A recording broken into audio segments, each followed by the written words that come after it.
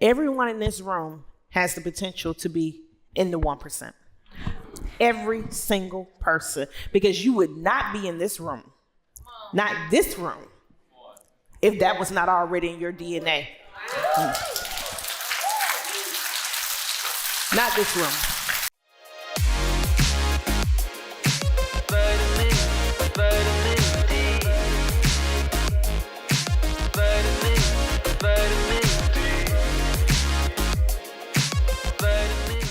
I am so excited to have you here with us. I am excited for this conversation because I know that the folks who are going to be listening in and joining this conversation are going to leave this conversation thinking bigger.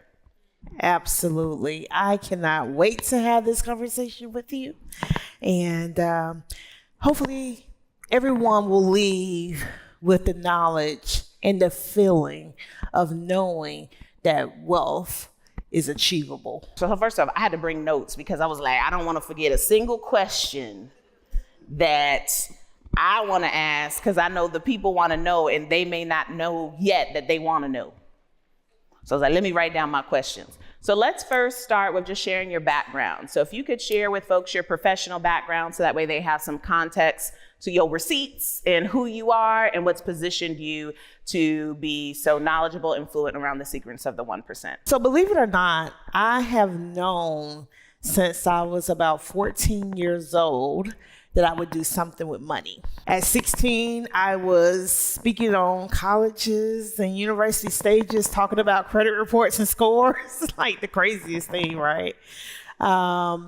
18, I promptly got my insurance licenses, and fresh out of undergrad, I started on my journey of obtaining my security licenses. And so before I left corporate America, I had 12 licenses. Those 12 licenses gave me the ability to do anything from actually positioning products and services to clients to supervising those same advisors and wealth managers, and also supervising investments into stadiums and toll bridges and IPOs. However, along that journey was very lonely. I was often the only person that looked like me in the room, and I was often mistaken as someone's assistant or secretary, and I got so disgruntled that my clients never looked like me, or the portfolios that I was supervising, those owners never looked like me, that I started on the journey of figuring out why that was, and that has ultimately led me here. So when we say finance, that means a lot of things.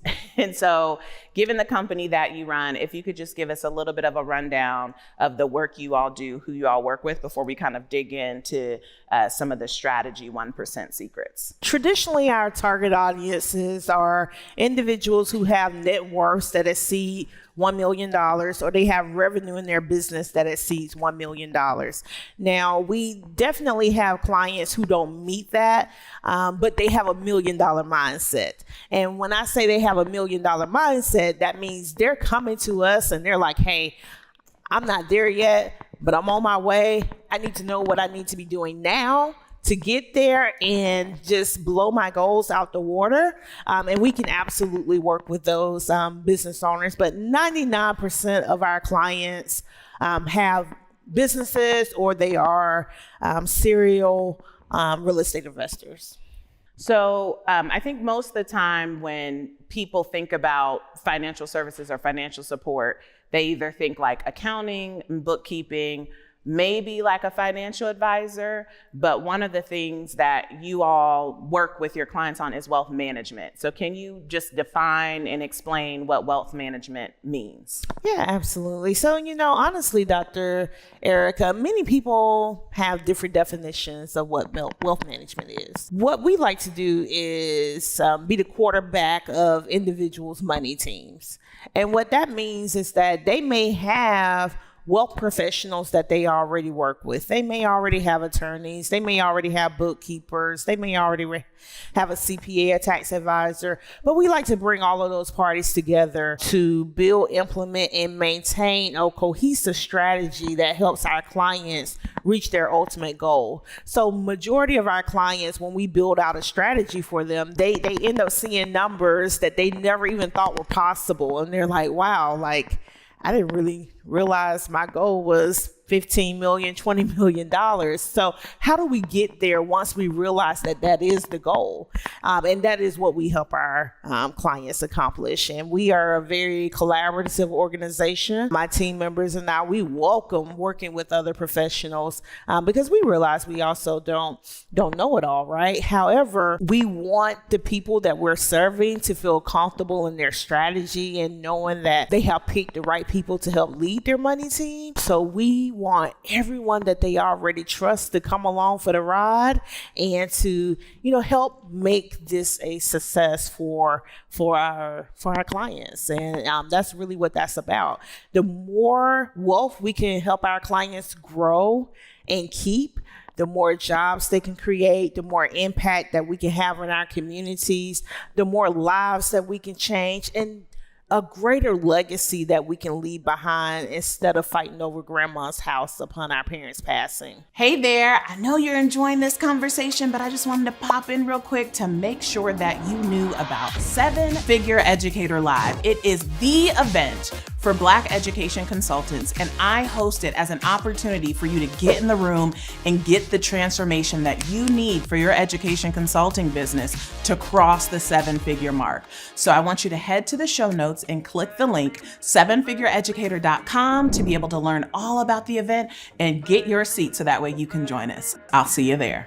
Okay, so there's a couple things in there. So I'm gonna slide back around the money team because we're gonna define that here in a second. But I want to dovetail on this last note because you said instead of fighting over grandma's house, because I think a lot of people define wealth as I can pass down a house. How does the 1% think about wealth?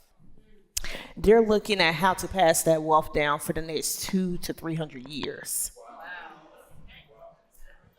So that's more than grandma's house. That's more than grandma's house. Okay, got it. Okay, so, and that's crazy because, that's generational wealth. And we throw that around all the time, but I don't think we in our heads have put a number of years to it to say, what am I doing now to be able to pass something down that will still be in ownership of my family in 200 years? So can you give us an example of that? Because for people who are just what is, is it a house? Is it something else? What would be an example of how the 1% thinks about a 200-year asset? So a great example, or at least what I perceive to be a great example, is the fact that everyone is sitting in this room right now.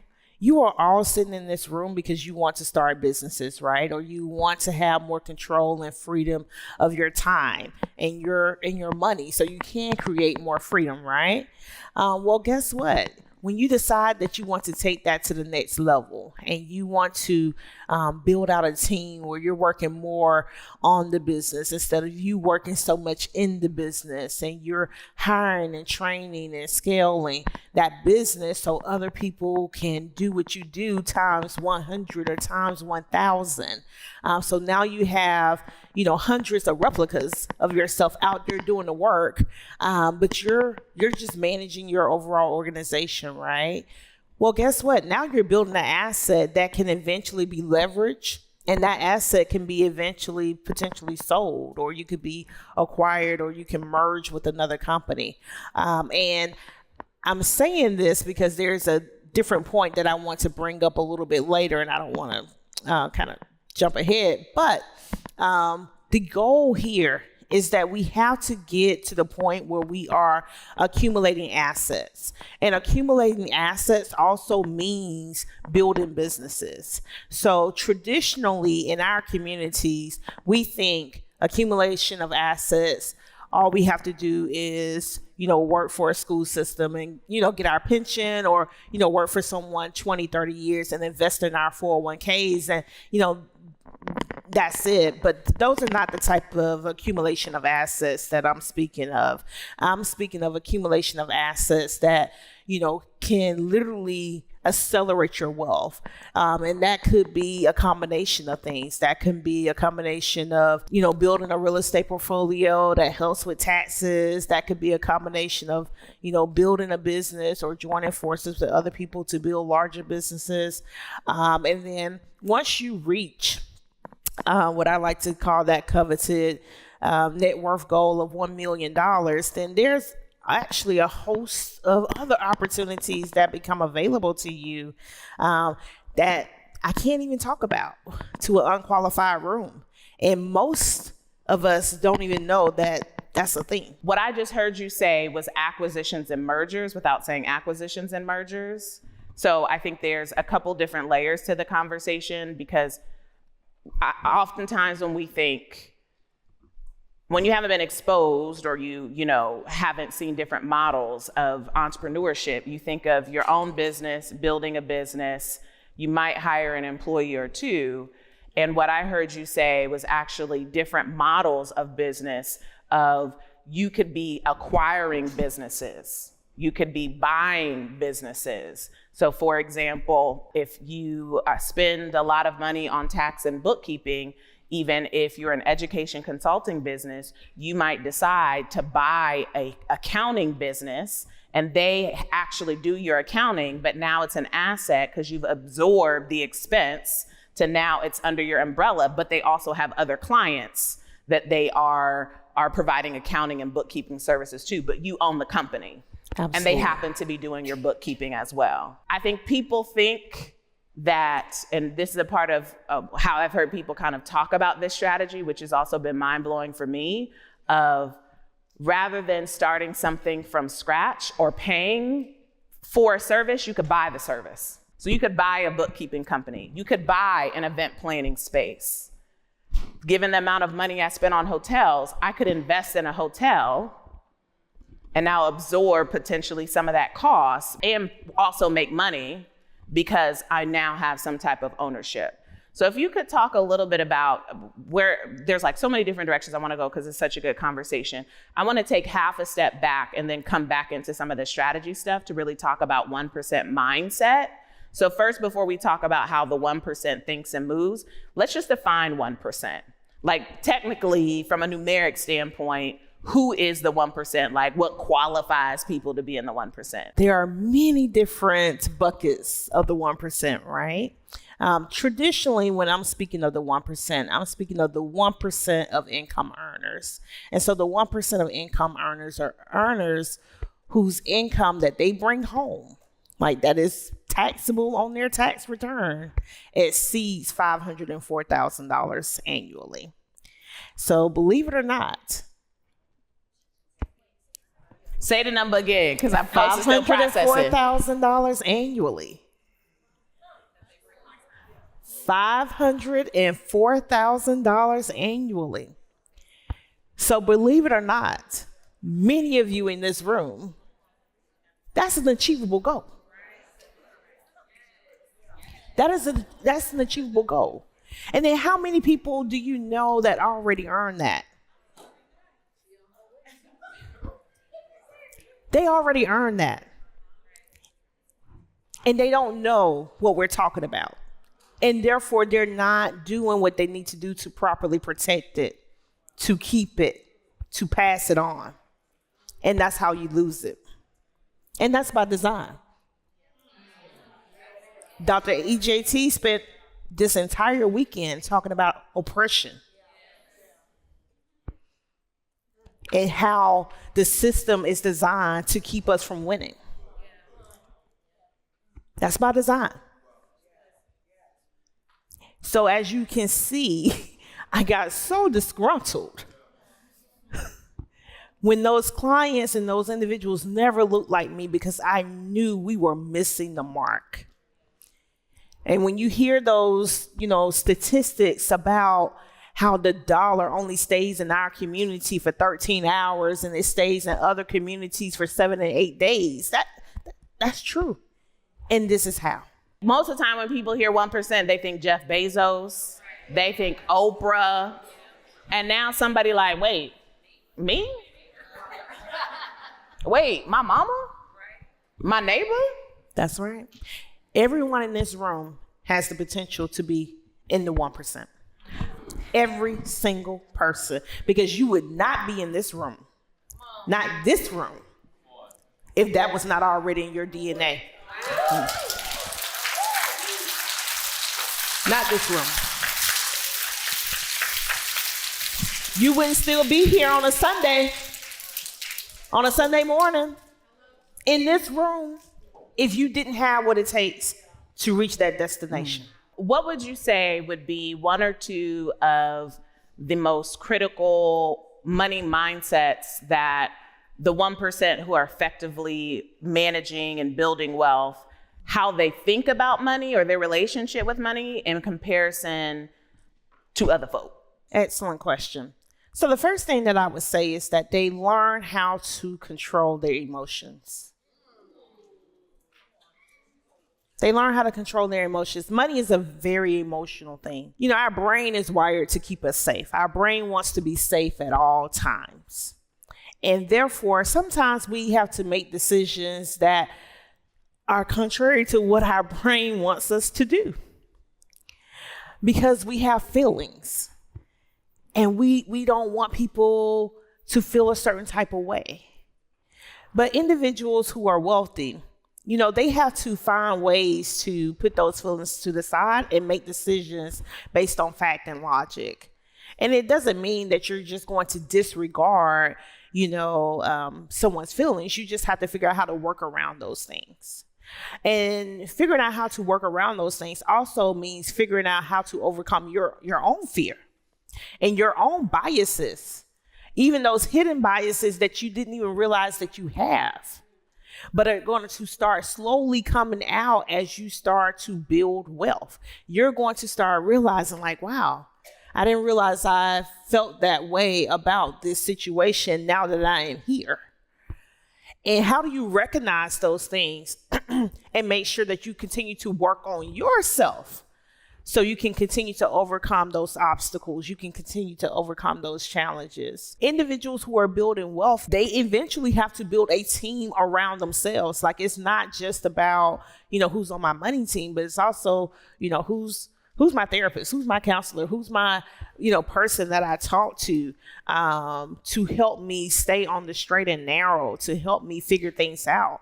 Many of us cannot even handle not only the wealth conversation, but just having wealth. We can't handle the demands that come with that. Like, everybody in my family has their hands out. All these long lost cousins are coming out the woodwork now, and, they want to be around, and, all of these things. And guess what? Many times those are distractions. So when it comes to the number one thing being mindset, there's a number of things that you have to overcome, a number of challenges that particularly first generation millionaires experience. And family is a big one. Very big. Obviously, many of us, I included, we want to support our mom and dad. We want to buy them a house and things along those lines. But we can become overly burdensome too soon. And just because we have it, within the first year or two, it doesn't mean you need to go ahead and just start spending the money. You need to allow the money to accumulate,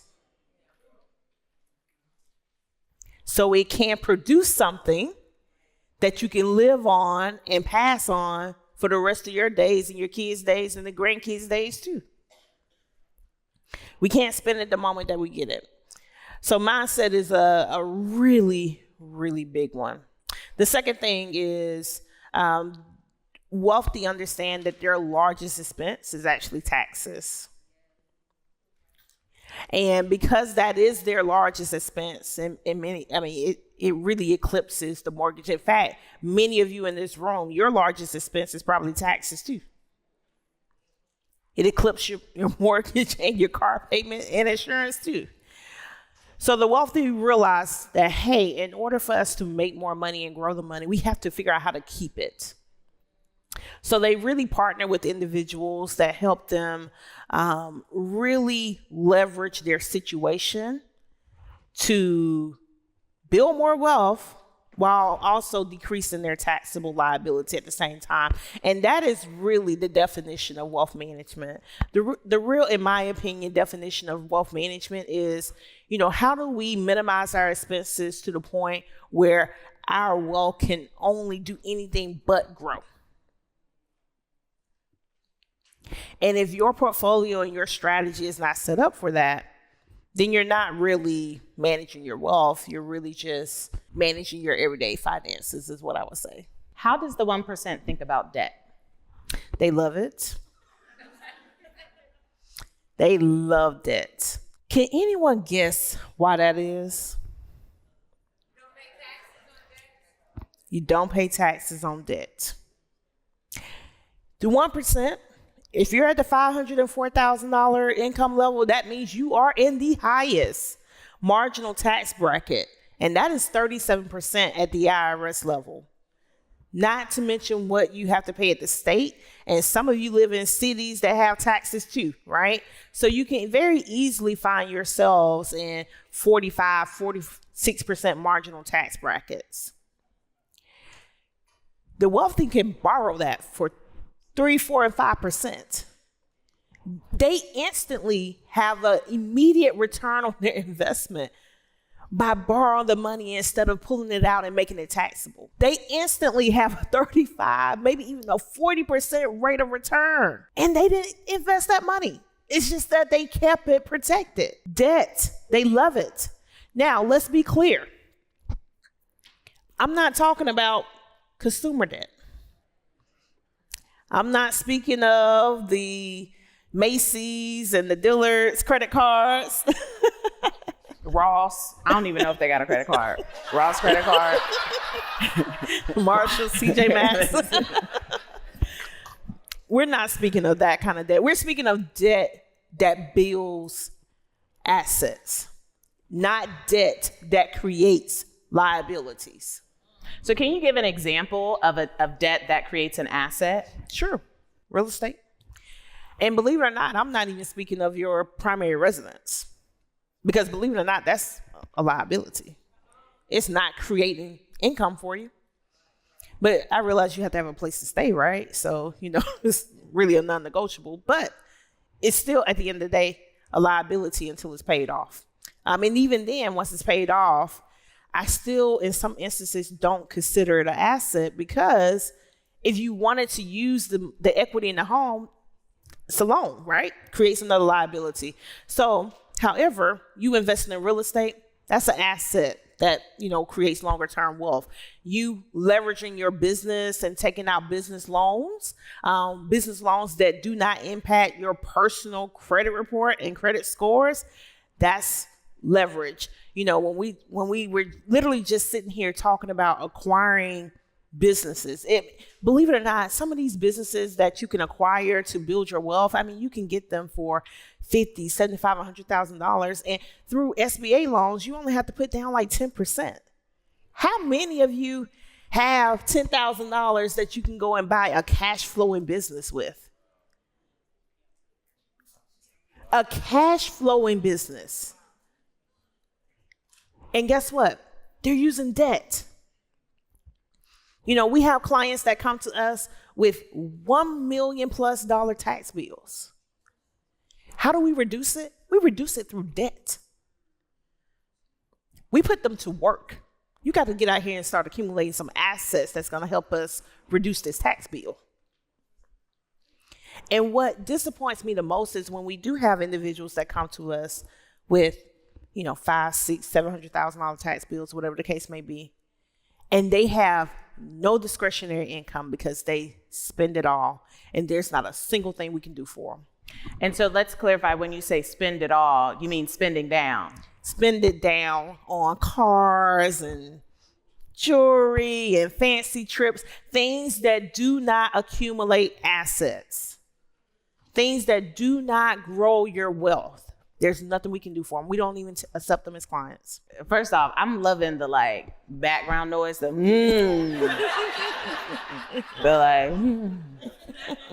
Few folks got their shoulders back, like they started to like slide back a little bit. Shoulders got a little low, right? Which means you're growing. It means you're growing. So here's what I think is interesting to consider. Is you just told us the 1% was $504,000. And $4,000 is the 1%. In a moment, I want us to kind of talk about your money team, but then it makes me, I think it's interesting to consider that there are people who are in finance positions that may not be the 1%. So they may not be able to appropriately advise the 1%. There are definitely professionals who work with individuals who are in the 1%, but can't properly advise them. That is correct. So for example, a financial advisor may not be in the 1% and therefore may not be the best financial advisor for someone who is. And let me add a caveat to that.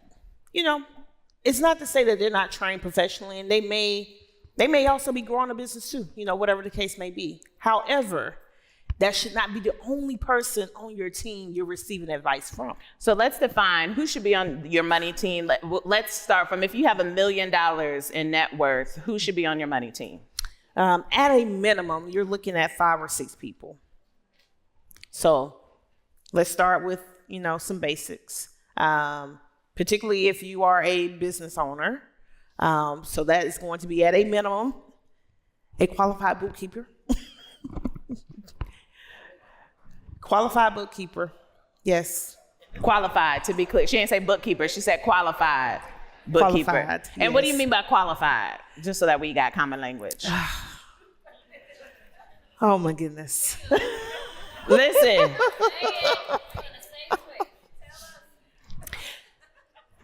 It basically means an individual who can properly keep books and records, and I would say probably has majority of their clients in the income range that you are as a business.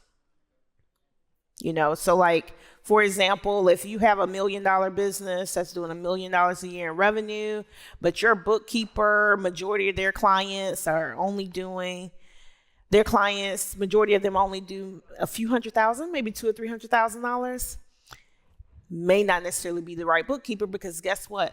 How you keep your books and how you categorize things absolutely matters in terms of how much you pay in taxes and how much a bank is willing to lend you. Because in many cases, we expense way too much.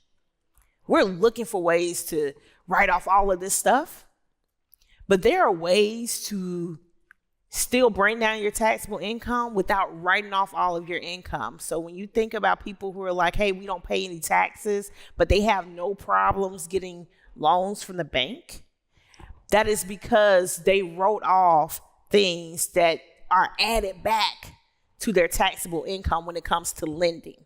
So from the IRS perspective, they didn't have any taxable income, but from a lender's perspective, they had $1 million in taxable income. And you need a qualified bookkeeper who knows how to distinguish between those assets and those expenses to properly categorize things and to have things on the balance sheet and not the P&L. But I won't start preaching. Just know you need a qualified bookkeeper. First and foremost. Second person that you'll need is a financial advisor, you know, someone who's helping you make, you know, day-to-day financial decisions as it relates to your money.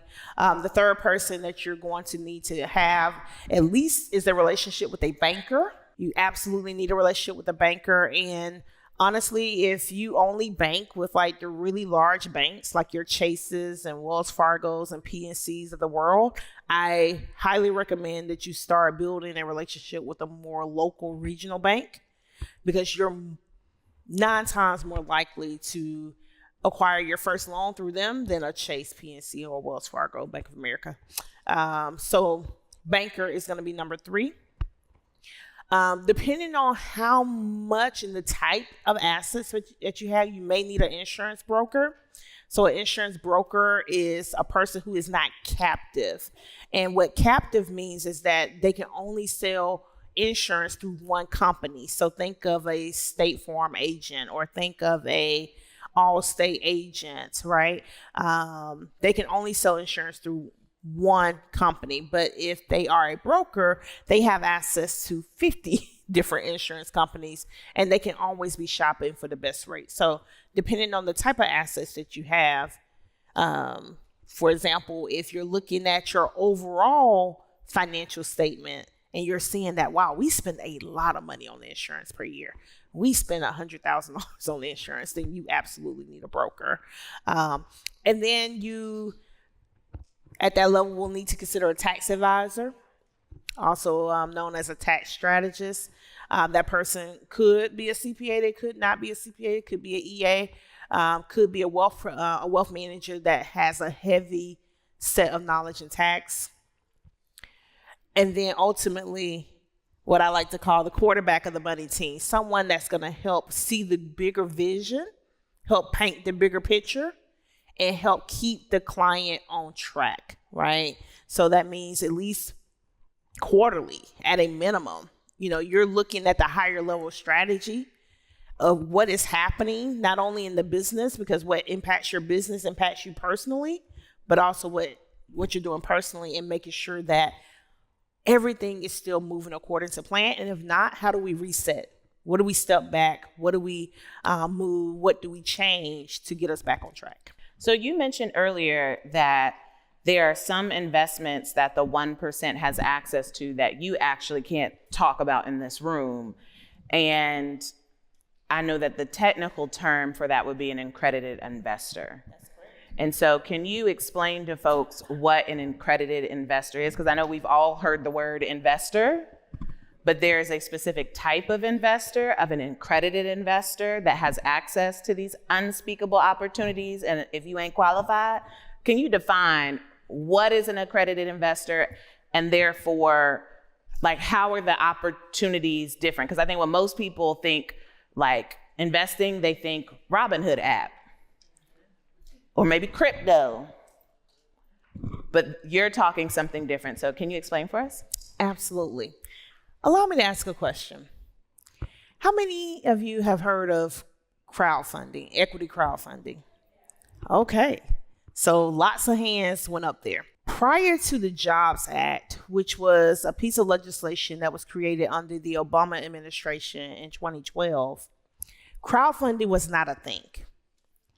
And in order for you, well, actually it was a thing. It just wasn't available to you because you had to be an accredited investor to be able to have access to those opportunities. However, the Obama administration realized that in order for us to get more money, more funding into underutilized, marginalized communities, they had to loosen those restrictions a little bit. And therefore, that's when the crowdfunding became more popularized and more accessible to everyday Americans. But prior to that, you had to be an accredited investor to participate in those type of opportunities.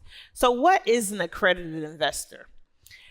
Think about 1, 2, and 3 when you think of an accredited investor. An accredited investor is someone who has $1 million in net worth, not including your primary residence. Goes back to what I was saying earlier about the primary residence, right? $1 million in net worth, not including your primary residence. 2, $200,000 in annual income if you are single. You must have made that over 2 years with the expectation that you'll make it in a third year. 3, $300,000 in annual income if you are married. You must have made that over the past 2 years with the expectation you'll make it in the third year. 1, 2, 3. That is the definition of an accredited investor. And is it an and or? Like you have to hit all of them or any of them? Or $1 million in net worth, not including your primary residence, or the incomes of $200,000 or $300,000, depending on your marital status. If you do not meet that definition, you will never hear about those opportunities because it is flat out illegal for us to share them. So you will never be in a room like this and hear those opportunities. This is why exposure is so important, because there are people who have been on this stage during these 3 days who qualify to be accredited investors. Raise your hand if today's the first day you've heard about an accredited investor. This is new information, right? So this is why it's important we're having the conversation now, because I didn't know what an accredited investor was. And when I learned it, I was like, oh, I could be one. Like I meet the criteria, right? And what's the average rate of return on the opportunities that can be talked about? But what's the average rate of return on those top opportunities in comparison to like Robinhood or like, you know, other things that people have access to, like the stock market? Believe it or not, the average rate of return can sometimes be a little bit less. However, the risk is what the federal government is, what they want you to, what they're trying to protect you from, basically. The federal government's position on certain investments is that, you know, there's no regulatory oversight. You know, there isn't anything that says that, hey, you have to give the investors a certain amount of money and, you know, dividends and all these types of things. They are truly private equity venture type deals.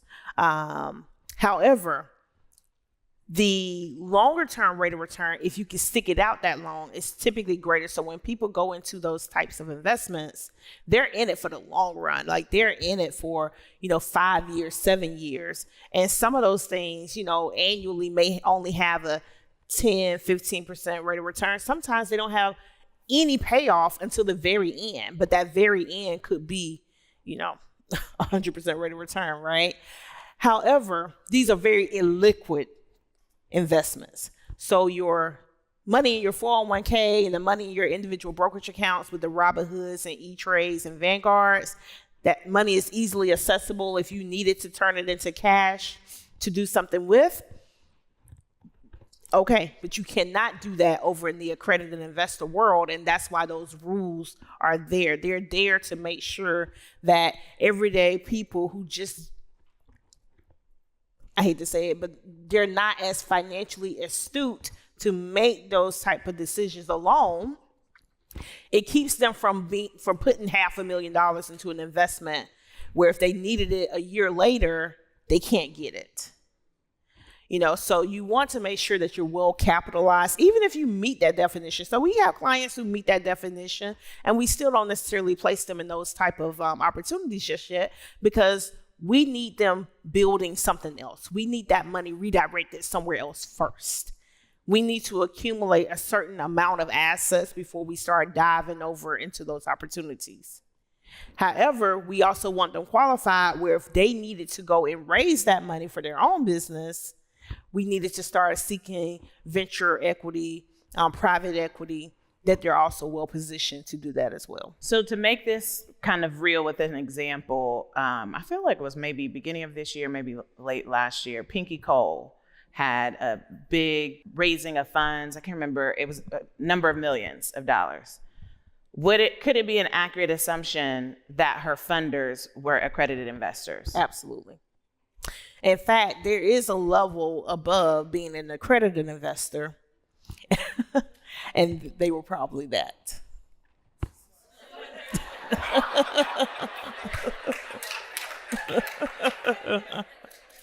So this is the hidden curriculum. But I think what's wild is because if you read anything about when companies go public and then people make their money back, Like, that's an example of what we're talking about, of these accredited investor opportunities of, I put in a few $100,000 in Uber when it's a private company. And then when it goes public and it's now valued, and I don't know what the actual number is, but it's now valued at $2 billion. And when I had originally invested in it, it was valued at $2 million. Whatever that multiple is, multiple that times my investment, that's what I just made back. So I think it was also Kobe where he invested in Under Armour, and there was a huge article around when they got bought out and merged, and his family made that money back. That's the norm for an accredited investor. So they're not thinking about, let me go buy 5 stocks of Apple on the Robinhood app. I mean, no shade to Robinhood, but that's not what they're thinking about. One final question before we turn it over to the audience. There's lots of different tax strategies, as you mentioned, is one of the focuses of the 1%, of where they want to reduce their tax liability, and there's lots of different ways to do that. There's one really interesting kind of tax code that I don't think most people know about. Raise your hand if you've heard about the Augusta rule. All right, if you can explain to folks, what is the Augusta rule? Who is aware of Augusta, Georgia? Okay, lots of hands went up. What is a very popular tournament that happens in Augusta, Georgia annually? The Masters. You got all those golfers wearing those really nice green jackets, the Masters. Well, Augusta, Georgia is a very small town, right? Yeah, very small. But that tournament draws thousands of people. And they do not have enough lodging for all of those people. There's just not enough hotels. So the residents of Augusta, Georgia, they use that 2 weeks out of the year. They literally pack up their home and they go on vacation. And they rent out their home during that 2 week period. Okay? So in that 2 week period, they're probably charging $1,000 a night. They're making an easy, $14,000, $15,000. And they lobbied Congress because they felt as though they should not be taxed on that money. And Congress agreed.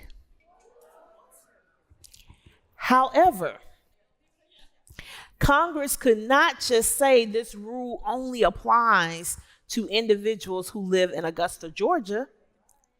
It can apply to anyone who is renting out their home for business purposes up to 14 days per year.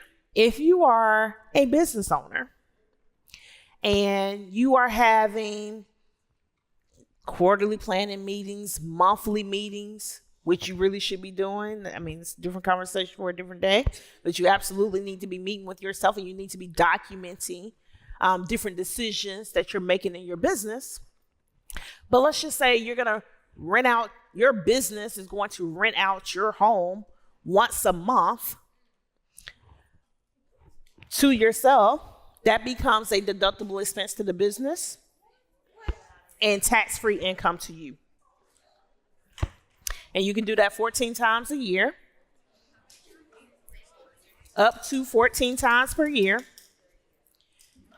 And what we tell our clients, because we make our clients have meetings, you basically call 3 hotels, you get a quote for the smallest meeting room possible, okay? So something that may seat 5 people or 7 people. You get 3 of those quotes, you take the average of those 3, that's your reimbursement rate for that day, okay?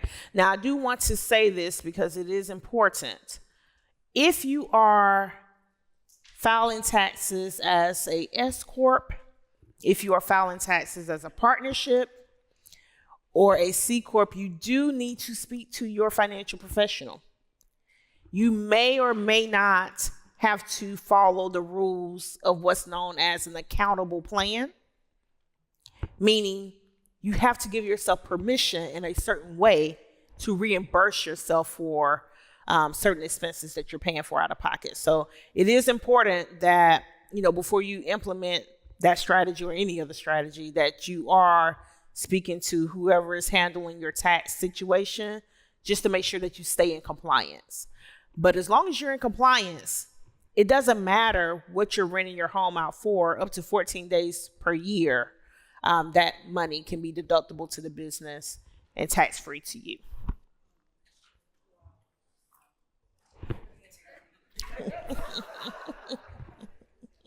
And that is one of like hundreds of different ways that the 1% is moving. The tax code is a set of incentives. The government doesn't want to be in the business of, creating the jobs. They don't want to be in the business of building houses. They don't want to be in the business of finding alternative energy sources. And therefore, they want private dollars to do those things. But the only way you're going to move private dollars is if you incentivize folks. People ain't doing it out of the kindness of their hearts. So you have to give them something in exchange for them putting their money at risk to create these opportunities. And that's what the tax code is there for. It is there to incentivize people to invest a certain way. So if you notice, when new presidents come into office, there's always a big tax bill. There's new legislation because of their initiatives that they want to see happen under their administration. They know they have to get the resources. They got to get Congress behind it and give them the resources to incentivize people to invest in those things. So the tax code itself is like over 7,000 pages. 500 of those pages is for W-2 employees. Say the number one more time. Just 500, give or take, out of 7,000. Out of 7,000. So less than 10% of the pages in the tax code is designed for W-2 people, i.e. consumers. You consume. You do not produce. And if you're not producing, the incentives are not there. And that's why it is so difficult for W-2 people to reduce their taxable liability. When you hear people say, oh, Warren Buffett pays less taxes than his secretary, that is a true statement. He's a producer, she is not, or he is not. So the tax code, the remaining 6,500 plus pages, is designed for producers. Who are producers? Small business owners, entrepreneurs, investors. Small business owners, entrepreneurs, investors. Once you make your way over to the investing side, you can literally have millions of dollars in tax-free income. You got to work your way over there. And that's the reason why business ownership is so important. Because as you work your way from small business owner to entrepreneur to professional investor, you not only have the best of all the worlds, you're probably paying very minimum in personal income taxes. You're paying some payroll taxes because at that point you got people working for you. But in personal income taxes, you're paying very little. But your wealth is steadily increasing. So as a community, we have to get more serious about building bigger businesses. We have to. It is a must. When you hear people saying they want to work on reducing the amount of wealth in Black communities, how we're going to be at 0 by 2053, that will be a real thing if we don't get serious right now about building bigger businesses. That is a real thing. I was literally laying in bed the night before last watching something on the TV here, and they were saying how, and I hope this does not offend anyone, but I want to draw a point, but they were talking about how the Hispanic community wealth has tripled over the past 3 years, while ours continues to decrease. They are building bigger businesses. They are pooling their money. And the one thing that everybody in this room has going for them, that I want you to leave this room, and I know we're running out of time. I want you to leave this room and figure out a plan on how to accomplish this. And those who are in Dr. EJT's mastermind, I absolutely want this to be a thing that you work on. I want you to work on how do you come together as a JV and go after bigger contracts together. I want you to be pursuing the $1 million, the $2 million, the $3 million contracts that they're giving to people that do not look like you, that are primarily serving Black and brown communities. Because the contracts are bundled. And if they will not unbundle that contract for us, we have to bundle our services together and go after the contract. We have to build bigger businesses. It is a must. It is imperative. This is how we keep our community growing and thriving. It takes business ownership. So yes, that tax code is meant for producers. They want you to produce. Small businesses, you get, certain tax incentives for being a small business owner. You get even more when you become an entrepreneur. You get even more when you become a professional investor. We need more professional investors. I'll turn it back over to you. No, this is so good because, I'm like, ooh, I'm getting convicted and continuing to get convicted. Because yesterday, I stood on this stage and said that oppression will make you fear the very thing that will set you free. And there are people in this room who are afraid to hire. Oh, I wish we had time. Ooh. So we're gonna go over. We're gonna go over. So I'm gonna make time, but I just want to illustrate the point here of how your fear of hiring is a form of self-sabotage. Because given what Amelia just said, you being afraid to hire and being specific, you being afraid to hire an employee is going to keep you positioned as a consumer. It's not going to allow you to be a producer. It doesn't put you in a position to bundle. It doesn't put you in a position to access bigger contracts, right? So these are the things and why it's so important to me that I expose you all to these types of conversations, because when I hear you're afraid to hire, I not only hear like you're overworking, I hear you're not gonna build wealth. That's what I hear.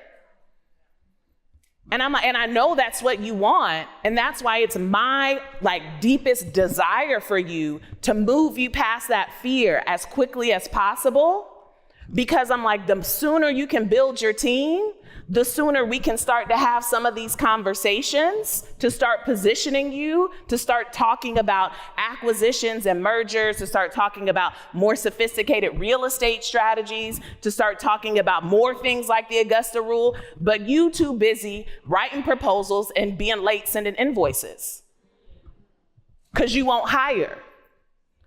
So I'm so grateful that we're having this conversation right now, and hopefully your brain is stretching, because your greatest fears is what's gonna set you free. It's what's gonna give you access to wealth. This is chess, what we're talking about. This is chess. We not skipping on the board. We taking queens.